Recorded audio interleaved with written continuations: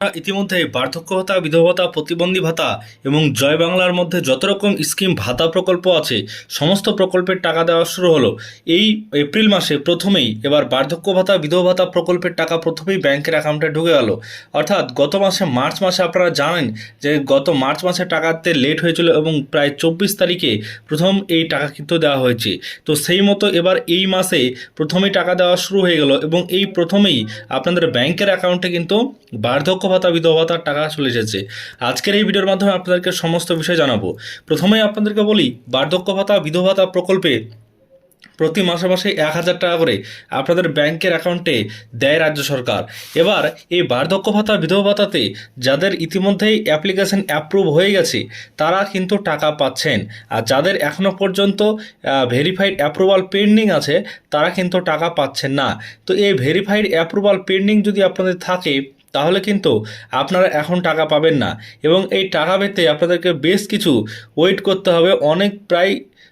অনেক দিনই কিন্তু আপনাদেরকে এখনও ওয়েট করতে হতে পারে, কারণ বার্ধক্য ভাতা, বিধবা ভাতাতে প্রায় 3 থেকে 4 বছর পর্যন্ত এই ভেরিফাইড অ্যাপ্রুভাল পেন্ডিং আছে, এরকমও কিন্তু কিছু মানুষ আছে।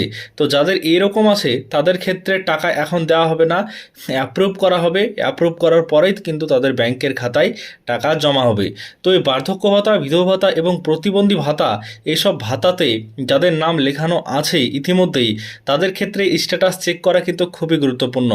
যদি আপনি লক্ষ্মীর ভাণ্ডার পেয়ে থাকেন এবং 60 বছর বয়স হয়ে যায়, আপনার বার্ধক্য ভাতাতে যদি অ্যাপ্লিকেশন কনভার্ট করতে হয় তাহলে কিন্তু আপনার স্ট্যাটাস চেক করবেন। আপনার যদি অ্যাপ্রুভ হয়ে যায় তাহলেও কিন্তু আপনি 1,000 টাকা করে এই মাস থেকে পেতে শুরু করবেন। প্রথমত আপনি স্ট্যাটাস চেক করে দেখবেন যে আপনার অ্যাপ্লিকেশানটা রিজেক্ট হয়ে গেছে, নাকি আপনার অ্যাপ্লিকেশানটা ভেরিফাইড অ্যাপ্রুভাল পেন্ডিং আছে, নাকি আপনার অ্যাপ্রুভ হয়েছে। যদি আপনাদের অ্যাপ্রুভ হয় তাহলে আপনি টাকা পেতে শুরু করবেন। যদি এরকম ভেরিফাইড অ্যাপ্রুভাল পেন্ডিং হয় তাহলে আপনাকে অপেক্ষা করতে হবে অনেক দিন। আর যদি আপনাদের ইতিমধ্যে রিজেক্টেড হয়ে যায়, এরকম রিজেক্ট, তাহলে কিন্তু আপনি টাকা পাবেন না। এর জন্য আপনাকে পুনরায় আবার জমা করতে হবে ফর্ম, এবং বিডিও অফিসে গিয়ে আপনার নতুনভাবে এন্ট্রি করতে হবে। তো এই বার্ধক্য ভাতা, বিধবা ভাতা যারা প্রতি মাসে মাসেই টাকা পায় তাদের কিন্তু ব্যাংকের অ্যাকাউন্টে ইতিমধ্যে টাকা চলে এসেছে এবং গত 3 তারিখ থেকে টাকা দেওয়া শুরু হয়েছে, এবং আপনাদের ব্যাংকের অ্যাকাউন্টে চেক করলে কিন্তু আপনারা দেখতে পাবেন যে আপনাদের ব্যাংকেও এই টাকা জমা হয়ে গেছে। আশা করছি সমস্ত বিষয়টা বুঝতে পেরেছেন। বার্ধক্য ভাতা, বিধবা ভাতা এবং প্রতিবন্ধী ভাতাতে ইতিমধ্যেই এই বড় সুখবর দিতে চলেছে রাজ্য সরকার, কারণ ব্যাংকের অ্যাকাউন্টের টাকা কিন্তু আপনাদের প্রত্যেকেরই চলে আসছে। তো এখানে আপনি কোন কোন প্রকল্পের স্ট্যাটাস চেক করতে পারবেন আপনাদেরকে জানাই। প্রথমেই আপনাদেরকে জানাই, জয় জোহার প্রকল্প এসটিদের জন্য আপনি এখানে আবেদন যদি করেন তাহলে স্ট্যাটাস চেক করে নিন।